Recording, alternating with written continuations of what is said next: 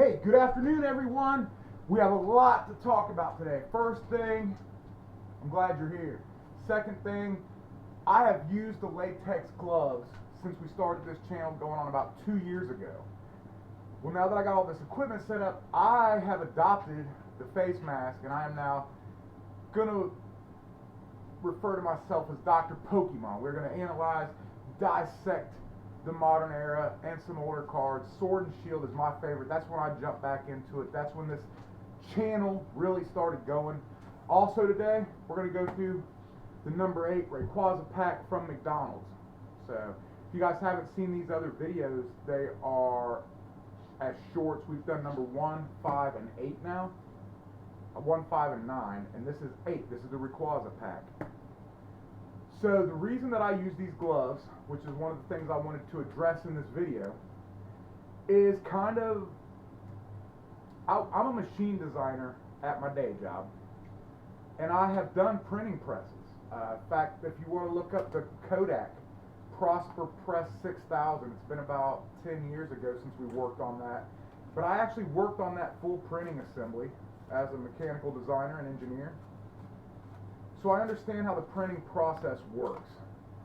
So the reason that I prefer to wear these gloves is in case of a hit. And in this prismatic era, as I like to refer to it, where you can pull $3,000, $4,000 cards, that's artwork to me.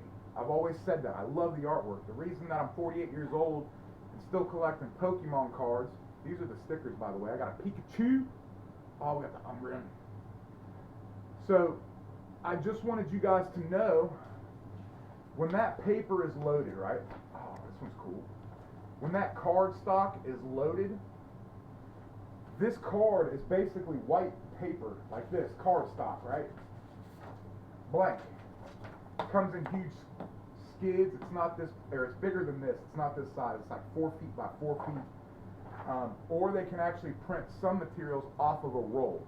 Pokemon cards, you don't want to come off of a roll because we want flat product. So when the operator loads a skid of blank paper into that printing press, which is digital, it's picked up with vacuum cups. They come down, they're hollow cups with vacuum through them. They pick up one sheet at a time.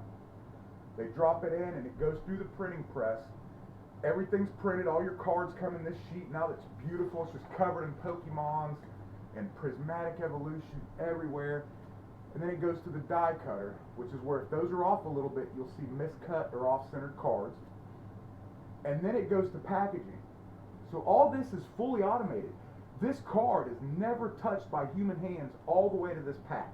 It's cut, it's sealed, thermoformed here, which is why we get better packaging. You remember the old school days, you'd get a crease right across your card. Well, technology, automation's gotten better. So that is why I wear these cards, or these gloves, when I'm handling Pokemon cards. We're going through this pack of Pokemons. So, another Dragonite Hollow. We got another Zard, baby. The Jigglypuff into a Heatran. So I just wanted to go over that with you guys today. I wanted to open up this pack and just get this new equipment going. It's been a long struggle. Life got in the way. It's not really been a struggle. It's been Pokemon. It's been fun.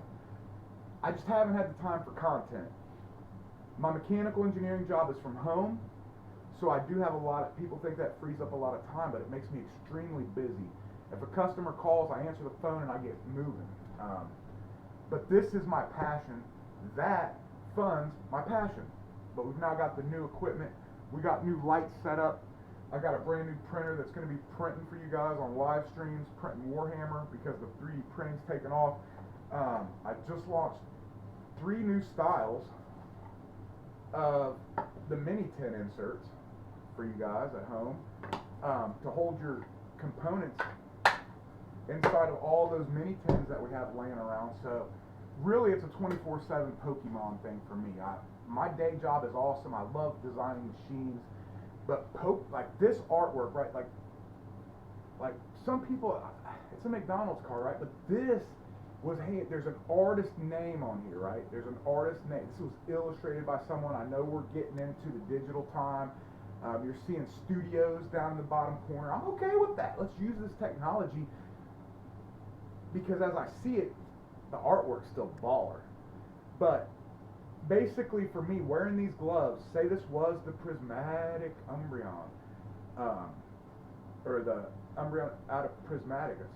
What is it now? $4,200 raw. To me, that's the Mona Lisa. I would rather have that card than the actual Mona Lisa. I don't collect art other than this. But to me, if I pulled that prismatic and I've not touched it, I sleeve it, I send it to PSA to be graded. They're going to take it out of my sleeve with gloves, probably black nitrile gloves, the heavy duty ones. So they're going to check that card, grade it, and then it's going to go into a slab. So again, if I open a card with these gloves, seal it and handle it properly, by the time it gets slabbed, it's never been touched by human hands. To me, that is incredible. You mean to tell me that I can have something slabbed and nobody on this planet's ever touched it? That's why I wear these gloves. That's why I'm so passionate about it. I want that $4,000 Umbreon. For me. I want it for me. I want it for my collection. I want to be able to show people the video where I pulled it, wearing gloves, explain to them that I have one that's never been touched by human hands. Ever. And I see these tubers pulling these cards, and I'm like, oh my gosh, if you'd have been wearing gloves and you'd have put that thing in that card saver when you got it back from PSA, it would have never been touched by human hands. It would have been touched by the environment, right? But there'll be no fingerprints on this card because, I mean, this card will, right? I'm not going to keep the gloves on to handle these common cards. And you guys seen that we go through thousands of packs on this, we have on this channel, and very rarely do I need the gloves. But once I open that pack, I can't stop and be like, oh, there's a hit in here and put the gloves on because I've already touched them.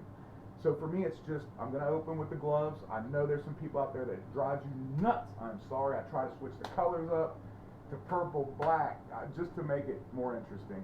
But going forward, on this channel, we are 3D Pokemon and prints. Name's not changing. But as I get more in front of the camera, I'm going to become Dr. Pokemon. I'm going to treat these cards like the artwork that they are. And that's what you're going to get from here is a little different perspective. Every person that collects Pokemon does it for a different reason. I have emotions tied up in Pokemon cards. My mom passed away in August of 2021. She never wanted to be called a grandma, so we called her Oma.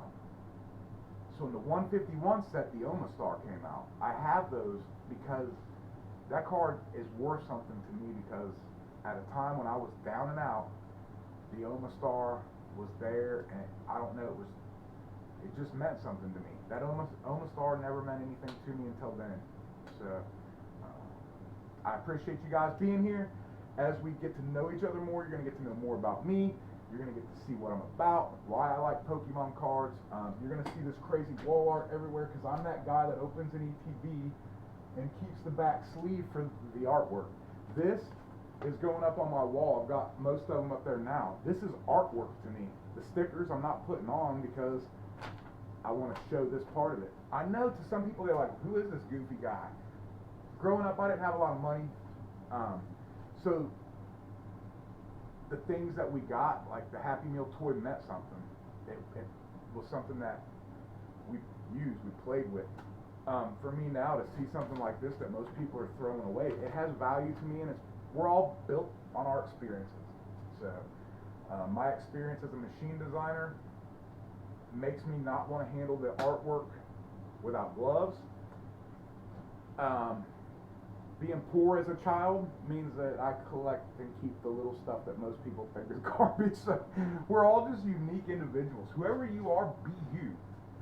Don't fight it. It's so much more of a struggle to fight being who you are. And this channel is about positive vibes. I don't care about your gender orientation. I don't care. Be you. All I want you to do is be you.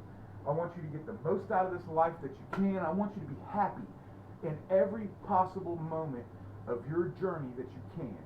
You can't be happy all the time. Life's just going to throw stuff at you. Curveballs. I never played baseball, but I have gotten hit by 40, 50 curveballs in life. Never played fast pitch baseball, but I've taken some curveballs in life.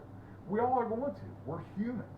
We're going to be going through life thinking we're on the right path, and then squirrel, we're going to be over here. It is okay. It's your journey.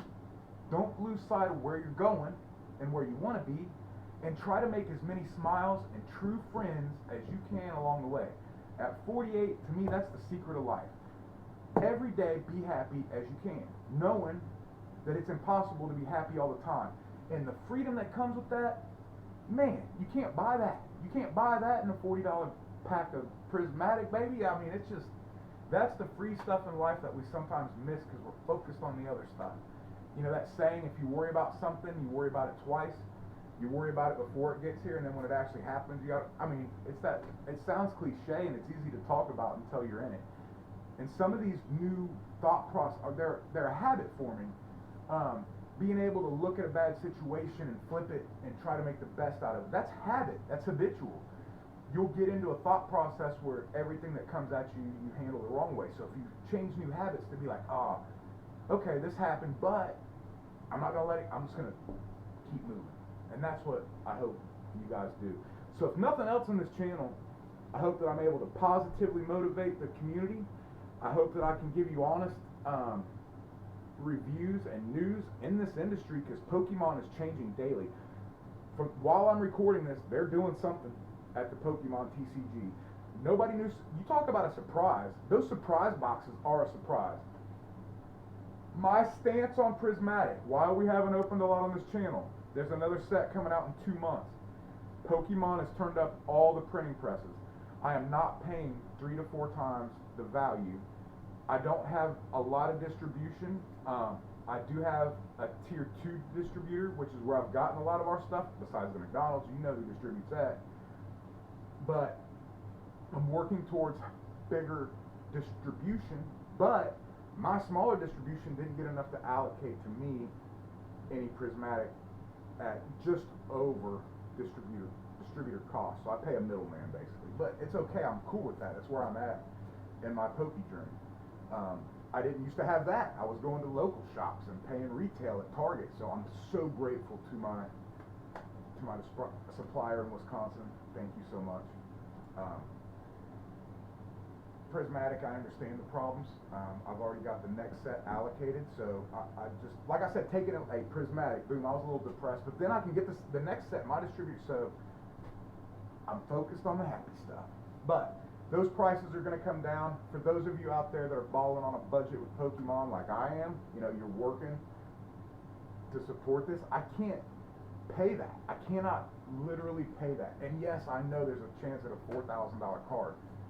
I just, when it comes down, that $4,000 card will mean way more to me if I get it from distributor cost products, or if I can get it from even MSRP. But to pay 3 times the amount to pull that card, it's, every time I look at that card, it's going to be like, I paid 4 times market value. Like, I just, even though the values, it's just weird how my mind works analyzing. So that's where we're at. That's where we're going. Tomorrow we're opening a box, collector's box. So I hope you guys will stay tuned for that. Going forward, you're going to see more of modern, and I'm going to try to get as much sword and shield as possible. So we're always going to be gloved up. We're always going to be masked up to keep our cards the way that they are. Dr. Pokemon is out. Thank you so much for being here, and I hope to see you again soon. I wish you nothing but peace, love, and Pokemon. And if you see your friends down and out, try to help them out. Love you guys.